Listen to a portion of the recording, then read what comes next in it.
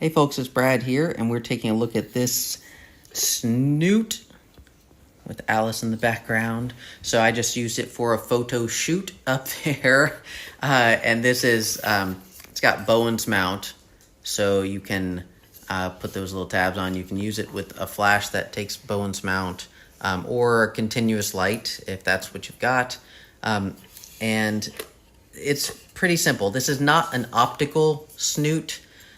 So there's no, you don't put the gobos in here. I mean, you could theoretically put a gobo in here, but then the difference between this and a heavier, bigger, more expensive optical Snoot, which I also have, is you can't refine the focus on this. So this is just going to be,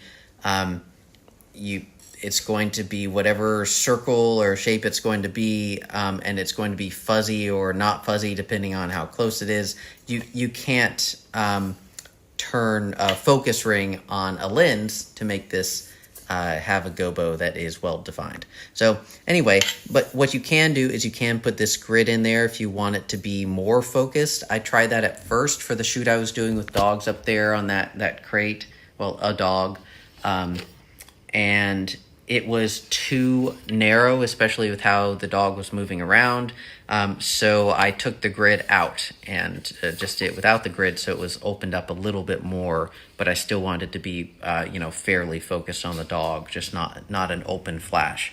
Also, I wanted to do color because this is a nice backdrop. I've got one behind it. You can see the rocks, but this was a nice backdrop for doing a sunset, so I did some orange gels. You see I've got one taped on that flash up there, but then I put one on here, but it doesn't come with orange. So you might wonder, how did I do that? Well, I just combined the, fun reflection. I just combined the yellow and the red, and then we get orange. And I will probably be adding in some pictures to this review so you can see.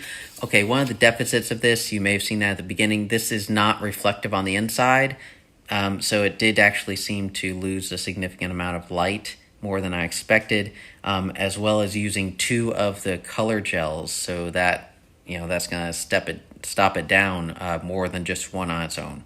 So, that could be improved, but this is a cheap, lightweight Snoot, pretty simple. So if that's what you need, and you don't need to use gobos that have like a showing you blinds in the back, fake blinds in the background, or some other fun shape like a heart or whatever, then this is good for some basic light modification, making a smaller circle, making some color light. So it's good for that. I'm happy. I do plan to use it again. I'll bring it out whenever I don't want to get a really refined light, but I just want to focus it in so it's narrower, so I can play with shadows more. All right, so I hope that helped. I will tell you that if you don't pop this top on, let me hold this up with my legs. If you don't pop the top on well, then it will just fall out if you're walking around with it and holding it down. So just, sort of screw that on a little bit more. Oh, and one more thing. These colored gel circles, there are two in here. So they each had a film on both sides, so I peeled that film off. Okay, I know some people don't like to touch these and get their finger oil on them, whatever. So don't forget to peel that off if you want it to be as unobstructive as possible and just the pure color itself, and instead of some adulterated form of the color. So that's what I did there, and they do definitely attract hair. All right, well, this is long enough. I told you more than you need to know, but hopefully I included everything you wanted. Take care, folks.